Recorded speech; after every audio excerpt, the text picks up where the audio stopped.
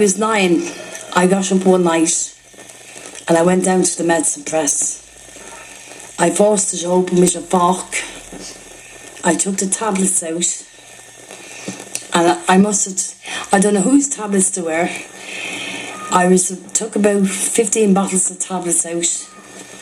And I was going to drown everyone down me until the light went on. And it was Miss Grogan. She caught me at the press. And with that, she woke Sophia up and told Sophia I was at the breaking into the medicine press. Now, this was to commit suicide, to take all the tablets, drown myself into suicide. I just got the vision that I wanted to die straight away, you know, and that's why I went down. I went down during the night to do it. Suicide was there from the age of 10 up to this day. I remember what happened to me first when I got my periods. I thought I was bleeding to death. I didn't know what to do. I said, what am I going to do? They just handed me a piece of egg. I said, what's this for? And he said to one of the other kids, I don't know what's wrong with me. I'd be scared. I thought I was bleeding to death and I did. Hand you a piece of cloth with your number, a number on it. And there was a pest then that just said to me, every time that happens, there's a pest there. Get one of them. So it's going to happen to me again.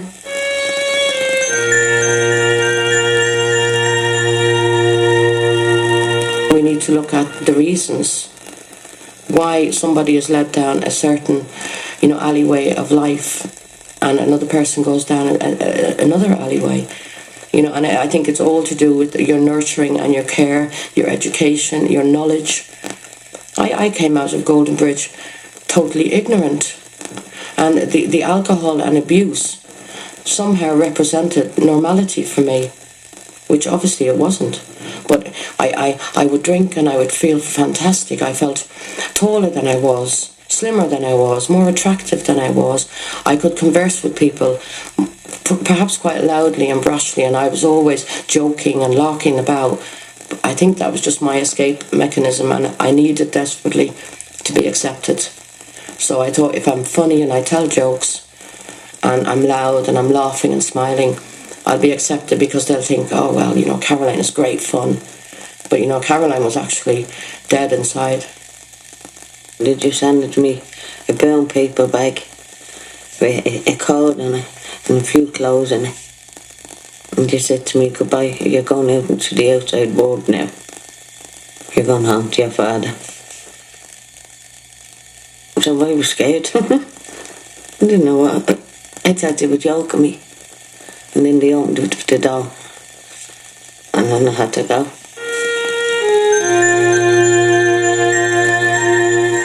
When I left the orphanage, I was still put into a place again where I had to work in the kitchen, run by the Sisters of Mercy. So the only difference was I was getting like £2.10 a week.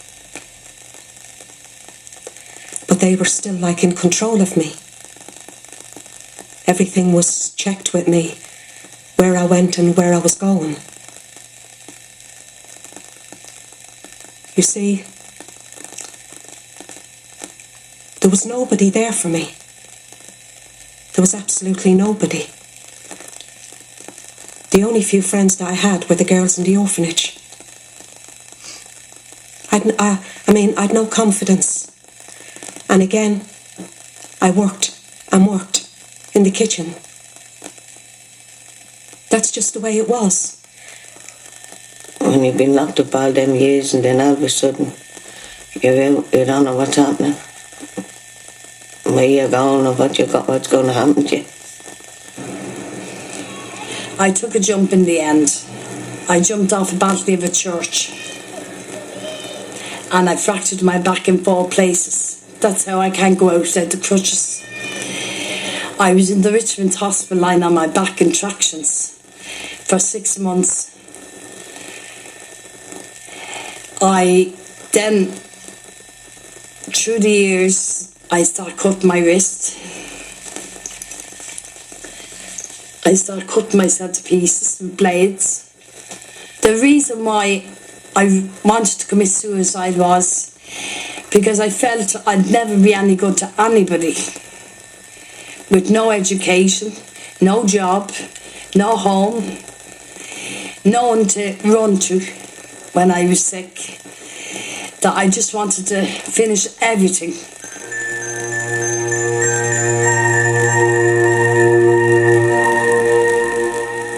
I thought he was nice. Thought he cared about me. And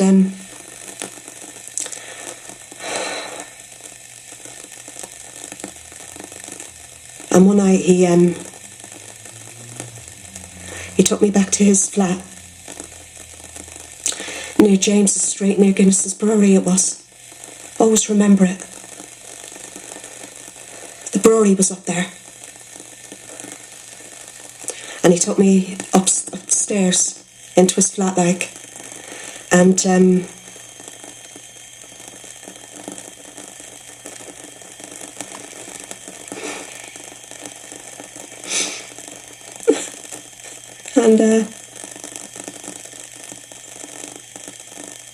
television was on, and there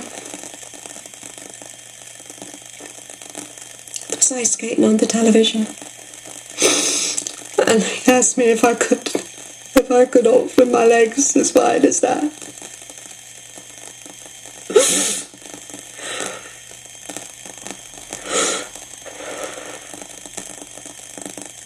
And I didn't know what to say. I didn't know anything. I didn't know anything at all.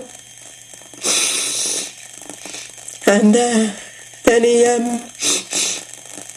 said, let me show you my nice wallpaper that I put up. And he brought me into this bedroom. I was in the sitting room and he brought me into the bedroom. The bedroom is over there, like. And I can still see this wallpaper.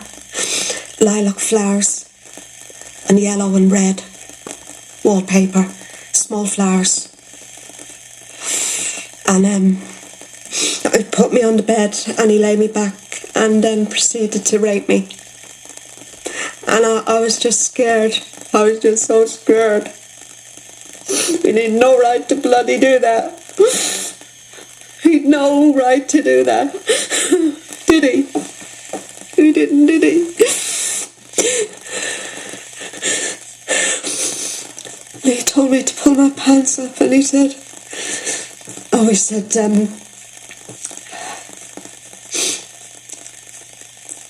you're a virgin or something, he said. And I didn't know what he meant. And then he took me home. I got pregnant because I didn't know what was happening either. Because I wanted somebody to hold me. It's hard to explain. But you never had somebody to hold you in your life. And so your man just holded me and things. And I felt a warmness or something. It's hard to explain. And I think that's how that happened. I had no idea what that man was doing. Except I know I didn't want it, and it was hurting me. And I was frightened, and I was scared. I was scared. And there was nobody that I could talk to. Who could I talk to? No, they never told me anything about sex or anything or men. I knew none. I was stupid. Which they were right that way by calling me Dopey Dolly. Because I did know nothing. But that wasn't my fault. That was their fault for not teaching me. And if we'd have been properly educated, about sex, if you like, well, there was no love, was there? So there was no love from them. There was no affection. There was no nurturing of any kind. There was absolutely nothing. You were just a thing to be used. I bought a paint stripper and I poured it over my legs and I lit a match to burn the legs off me, because when I was doing that, about 20 minutes before I did that, I got the smell of the shores Golden Bridge came back into my head. I got the smell of standing in a show, and I thought I was thinking, as my daughter knows, I'm very clean. I could constantly smell myself, even after leaving Golden Bridge, from all the dirt and the tiles. No matter how many times I battered myself, I always felt I was smelling. I could go out and buy new clothes and still feel smelling. And I just wanted to set myself alight. I played around with heroin, with morphine. I smoked quite a lot of cannabis. And the addiction was so severe that, I was admitted to a psychiatric hospital where the addiction of the drugs, on top of all the, if you like, obsessive fears I had, just made me an emotional wreck. I went to a cafe, met my husband. I knew him a week. I was telling him about the baby and all. And he says, don't worry, I'll say it's mine. So he went back up to the home. He signed the papers and all on our wedding day. We got married. The day I got married, my wedding present was to come and collect my child. I married this man because I wanted to keep my child. I never had anything in my life. And I wanted something that I could call mine. And he was mine. He was like a part to me. And I just lived for him. I think what I and many people had been through in our childhoods, in the industrial schools, the foster homes, and it was mainly to do with abandonment, with being beaten, with being sexually abused, with having no self-esteem, no confidence, never feeling I contributed anything, either by my presence or my absence. I didn't belong to anybody, I wasn't special to anybody. And I think also that in a way was part of my decision to be determined to have children and to kind of prove, well, I'm going to have children and I'm never going to give them away and I'm never going to allow them to be abused. He used to come home and beat me up. He was an alcoholic. I'd often walk the streets all night with the kids. In Glasnevin, there used to be a big field there, all trees. I'd often slept down there with the kids under my arms, trying to keep them warm. Just to get away from them. Been in and out through courts, everything. But all along I always thought it was the right way. You were supposed to do that, yeah. Because that's the way I was raised. I got thrown downstairs, broken legs and all. They'd got no right to do what they did.